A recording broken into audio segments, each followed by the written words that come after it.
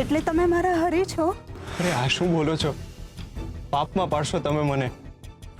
એક માણા બીજા માણાની મદદ કરે એમાં હું નવી વાત છે બોલો? તમે બધા ઈચ્છો છો તો મને કઈ વાંધો નથી. આ રહી હકે છે આપણા ઘરે થોડાક દી. તુલસીવો, તમે એને હાચવો હો. હું બહાર જઈને આવું છું. બેન, તમે હવે નિશ્ચિંત થઈ જાઓ. અમે તમારી સાથે છીએ. તમે મારા બેન સમાન જ છો અને હવે સહેજ પણ ગભરાતા નહીં. હું તમારા ઉપકારનો બદલો કઈ રીતે વાળીશ? તમારો ખૂબ ખૂબ આભાર બેન. આભાર તો હરિનો માનવાનો. આપણે તો નિમિત્ત માત્ર છીએ. હાલ બેન, તને હારા કપડાં આપું. તું બિલકુલ ચિંતા ન કરતી. આને તારું જ ઘર સમજજે. આવો, અંદર આવો.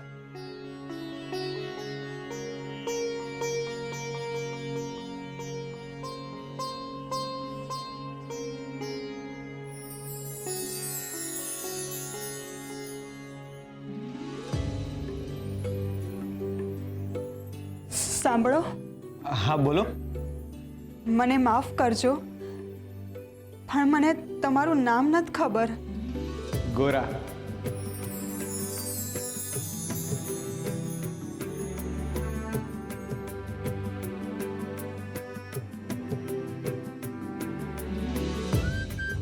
ગોરા, કેટલું સુંદર નામ છે. જાણે હરિએ જ પાડ્યું હોય. ગોરા ભગત.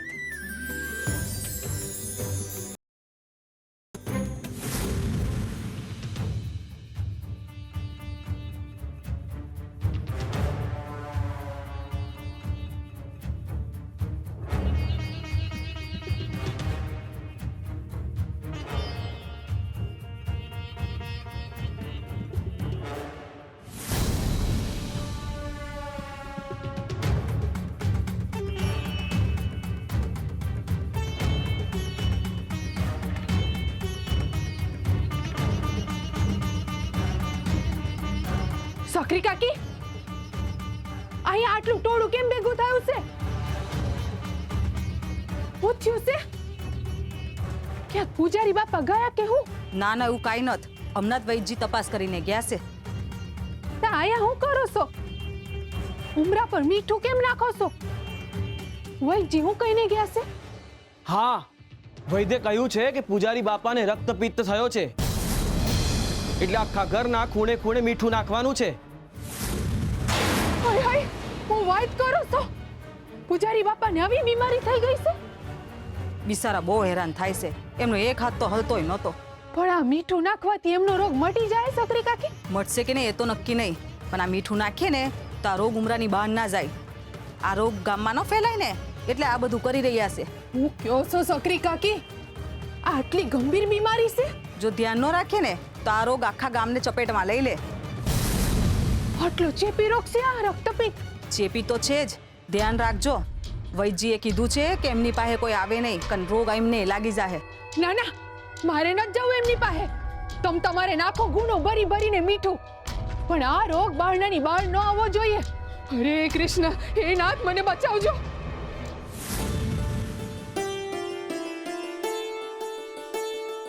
ભાઈ, હું જરા ચોરા પાસે જાતો આવું છું. હા બા, નિરાતે જઈ આવ. હાલો તે. હરે કૃષ્ણ. હરે કૃષ્ણ. ગોરા જેવો માણા મનમાં હરિ સિવાય કોઈને ન રાખે, પણ અટાણે એના ચહેરા પરની મૂંઝવણ એના મનમાં બીજા જ કોઈક વિચાર હાલતા હોય એવું બતાવે છે. હવે તમે જ એમને આમાંથી બહાર કાઢી શકો છો બા. તમે કંઈક કરો અને એમનું મન કામમાં પરોવજો, જેથી એમના મનનો ભાર હળવો થાય. ભા, મારી એક મદદ કરીશ? અરે ભાઈ, એમાં કહેવાનું થોડી હોય. અરે તારે તો ખાલી હુકમ કરવાનો હોય. બોલ ને, શું કામ છે? અરે ભા, હા 2-3 કાચા માટલા પડ્યા છે, મને જરાક ટીપી આપીશ? હું છે ભા, હું માટલા ઘડતો જાઉં ને તું ટીપતો જાય તો કામ જરાક વહેલું પતે. હા હા, કેમ નહીં. ભાઈબંધ, થોડું કામ આવી ગયું છે, હું પછી આવું હો.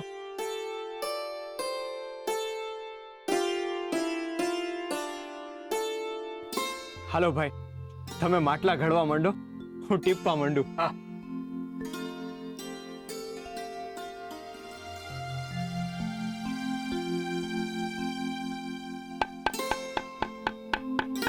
વાહ, એક વાત કહું? ભાઈ, તે હમણાં મને પારકો કરી દીધો છે હો. કેમ? કેમ હું? આપણે ભાઈઓ છીએ, આપણી અંદર એક જ લોહી વહે છે ને. તું હંધી વાત કહેતા પહેલા મને હું કામ પૂછે છે? અરે, મારા જીવતર ઉપર તો તારો અધિકાર છે. તારે પૂછવાનું નહીં, સીધે સીધું કહી દેવાનું. બોલ બોલ, હું કહેતો હતો? વાહ, તું જ્યારથી અહીંયા આવ્યો છે ને ત્યારથી તારા ચહેરા ઉપર શાંતિ દેખાય છે, અને તારો આ શાંત ચહેરો જોઈ અને મને શાંતિ વળે છે. જો ને, અત્યારે તારા ચહેરા ઉપર કેટલું સ્મિત છે. હે, નહીતર તું ચોરા ઉપર જ્યારે રડતો હતો ત્યારે તને જોઈને મારો જીવ ઊંચો નીચો થઈ ગયો. હું કરું, હું ના કરું, મને કઈ સમજાતું જ નતું. ગોરા, તું રડતો તો હું કામે? વાહ, મને એવું લાગે છે કે તું મારાથી કોઈ વાત છાની રાખે છે.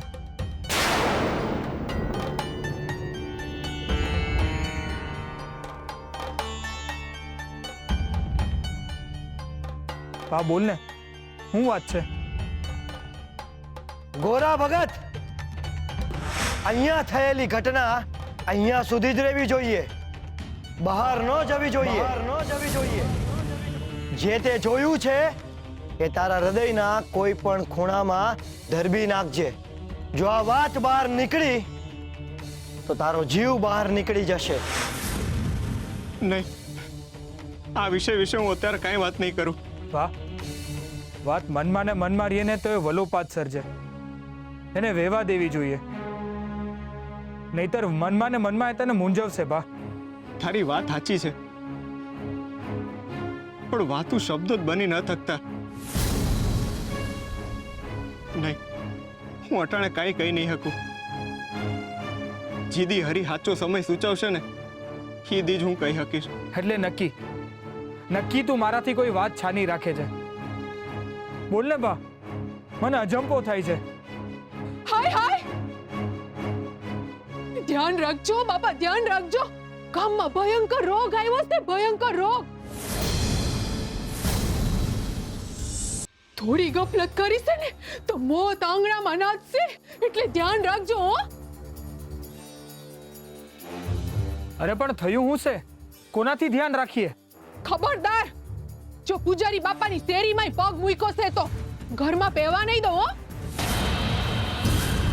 પૂજારી બાપાના ઘરે મોત ભમે છે, મોત. અરે પણ એમણે શું કર્યું? એમને કર્યું ના, થયું છે. મરવા પડ્યા છે પૂજારી બાપા. પૂજારી બાપા મરવા પડ્યા છે? શું થયું એમને? અરે, હું મારી નજરે જોઈને આવી છું. પૂજારી બાપા જીવન મરણના વચારે ઝૂલી રહ્યા છે. રક્તપિત્ત થયો છે એમને.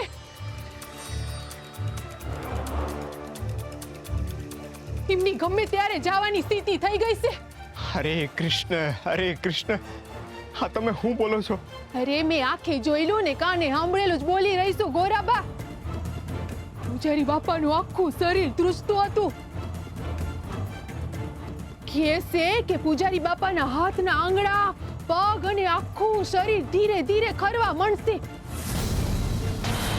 હવે પૂજારી બાપા બહુ દીના મહેમાન નત.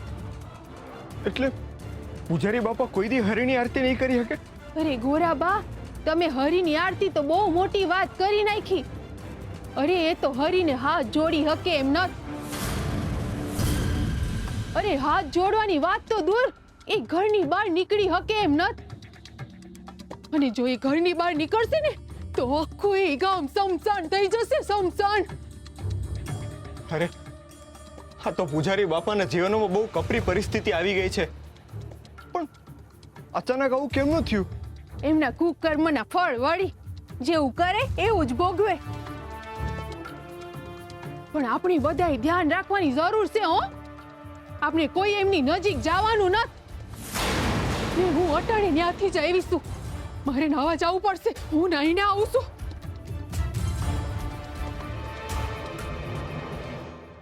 ભાઈ, જો કોઈ એમની પાસે નહીં જઈ શકે, હા માંદગીમાં એમની સેવા કોણ કરશે? એ બચારા તો વધારે તકલીફમાં મુકાઈ જાય. ને ભાઈ, જો એમના હાથ નહીં હાલે તો એ જમશે કેમ ના? ના ના, એમને આવી સ્થિતિમાં એકલા મૂકી દઉં ને તો પાપ છે. મારે એમની સેવા કરવી જોઈએ. હરી ખુશ થાય.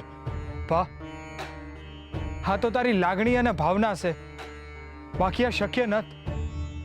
પૂજારી બાપાને રક્તપિત્ત થયો છે. એ એક ચેપી રોગ છે અને એનો કોઈ ઉપચાર નથી બા. અને તું એમની ત્યાં સેવા કરવા જઈશ ને તો તને ય રોગ થઈ જશે અને પછી આખા ગામને લાગી શકે છે. મારી વાત માન બા, તું એમની સેવા કરવા ન જા. ભાઈ, અંધાઈ માણસો હરિના સંતાન છે. એનાથી દૂર થવું એટલે હરિથી દૂર થવું કહેવાય. ના, હું હરિથી દૂર ન થઈ શકું. હરિ દુઃખી થાય. મારે એમની સેવા તો કરવી જ જોઈએ. પણ ભા, તું તારા પરિવારનો તો વિચાર કર. એ અંધાઈનું હરિ વિચારશે, પણ અટાણે પૂજારી બાપાને મારી જરૂર છે. હું જાઉં છું. હરે કૃષ્ણ. હરે કૃષ્ણ.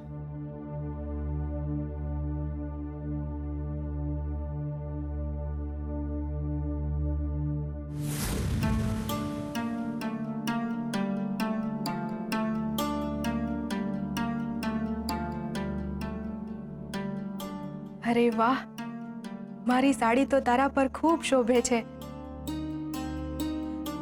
તમારો જેટલો આભાર માનું એટલો ઓછો છે બેન. તમે મારા જેવી અજાણી અને અભાગી છોકરીને આટલા પ્રેમથી આવકાર આપ્યો અને પોતાના ઘરમાં જ નહીં, હૃદયમાં પણ જગ્યા કરી આપી. તમે બહુ સારા માણસ છો બેન. માણસે તો હારા જ હોવું જોઈએ અને ઈશ્વરે પોતાના માટે ઊભી કરેલી ભેટ છે માણસ. ઈ કેમની ખરાબ હોઈ શકે? અને આટલી નાની વાતમાં આભાર શેનો માનવાનો હે? માણસની મદદ ન કરે તો કોણ કરશે? વાહ, ખોરડું અને સંસ્કારે એક. તમને ખબર છે, ગોરા ભગતે એકદમ આવું જ કહેતા હતા મને. હું સાચું કહું બેન, મેં આ દુનિયામાં કેટલાય હરિભક્તો જોયા, પણ એમના જેવા ભોળા અને નિસ્વાર્થ હરિભક્ત ક્યાંય નથી જોયા. એમની આંખોમાંથી નર્યું ભોળ પણ છલકે છે. માણસના ખોળિયામાં ભગવાન છે ગોરા ભગત. હું તો એમને જોઉં છું ને તો મને તો હરી જ દેખાય છે. તમારી વાત સાચી છે. ભગત તો ભગવાનનો અવતાર હોય એવા જ છે. એમનો સ્વભાવ જ નહીં, એમના શબ્દો પણ એટલા જ સુંદર છે. એ કેટલા મનમોહક ભજનો ગાય છે, સાંભળીને કાન તૃપ્ત થઈ જાય છે. એમના ભજન સાંભળવાની જેટલી મજા આવે ને એટલી જ એમને ભજન ગાથા જોવાની પણ મજા આવે છે. એકદમ હરિની નજીક પહોંચી જતા હોય ને એવું લાગે આપણને. એવું લાગે કે એમના શબ્દોની સીડી બનાવીને કોઈ પણ વ્યક્તિ હરી સુધી પોગી શકે. તમે જાણો છો બેન, હું તો જંગલના માર્ગે જવાની હતી, પણ એમણે મને રોકી અને એમની હિંમતના જોરે ખુલ્લી છાતીએ મને પાદળ વટાવી. એમની ભક્તિથી મને મારક કરી આપ્યો ગોરા ભગતે. યુવરાજ જેવો નમાલો માણસ પોતાને પુરુષ કહે છે. સાચો પુરુષ તો ગોરા ભગત જેવો હોય, જેના મનમાં હરી અને કાળજામાં ખરી હિંમત હોય, જે હરિની સામે માથું ઝુકાવી શકે અને કોઈની હાટું માથું કપાવી શકે. આવો પુરુષ તો મેં ક્યારેય નથી જોયો. હિંમત અને હરિનો સમન્વય છે ગોરા ભગત. એ સ્ત્રી ભાગ્યશાળી હશે જેમના ગોરા ભગત હારે લગ્ન થશે. જેને આખા ચોખે શિવને પૂજ્યા હશે ને એને જ ગોરા ભગત જેવો ભરથાર મળશે. ઓહો, આ તો ગોરાબાના કંઈક વધારે પડતા જ વખાણ કરી રહી છે. એવું તે હું મોહી ગયું એમના ભજનોમાં. મારા કાન પાકી જાય છે ને આને તો મનમાં વસી ગયા છે ગોરાબાના ભજન. તમારી વાત સાવ સાચી છે. ભગતને પામીને તો ભવ તરી જવાય. હું સાચે જ સૌભાગ્યશાળી છું કે મને ભગત જેવા પતિ મળ્યા. મારો જન્મારો તો એમને જોતા જ પડી ગયો હતો. શું ગોરા ભગત તમારા પતિ છે?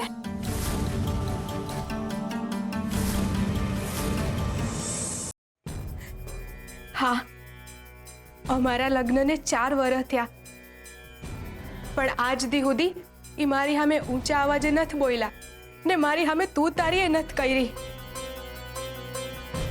એ તો ઠીક, એમણે જાણી જોઈને કોઈ દી મને પીડાઈ નથી આપી. અજાણતા જે થયું એ હંધાઈમાં હરીની ઈચ્છા હતી. બાકી એમણે સામે ચાલીને કોઈ દી મને પીડા પહોંચાડવાનો વિચાર સુદ્ધાય નથી કર્યો. હાલો, ભગતની વાતો કરવા બેહીશું ને તો ભવે ટૂંકો પડશે. તમને ભૂખ લાગી હશે ને? હાલો, હું તમારી હાટે રોટલા ઘડી દઉં.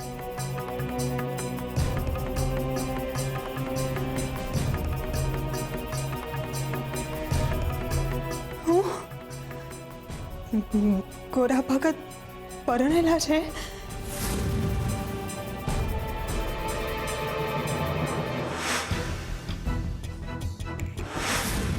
એટલે તમે મારા હરી છો? અરે આ શું બોલો છો? પાપમાં પાડશો તમે મને. એક માણા બીજા માણાની મદદ કરે એમાં શું નવી વાત છે બોલો? એક વાત કહું, હું જ્યારે જ્યારે તમને મુસીબતમાંથી કાઢું છું ને ત્યારે હું મુસીબતમાં મુકાઈ જાઉં છું. મારા મનની દુવિધાઓ વધતી જાય છે. હરી કેમ આવા સંજોગો ઊભા કરતા હશે? મને લાગે છે કે આમાં હરીની જ કંઈક ઈચ્છા હશે. હું તમારી અને તમારા બાપાની માફી માંગુ છું. અરે, અમારી માફી હું કામ? હા, તમને અમારા ગામમાં આટલી બધી તકલીફ પડી. હા, અમારા ગામના યુવરાજે તમને ને તમારા બાપને આટલી બધી તકલીફ આપી ને એના માટે.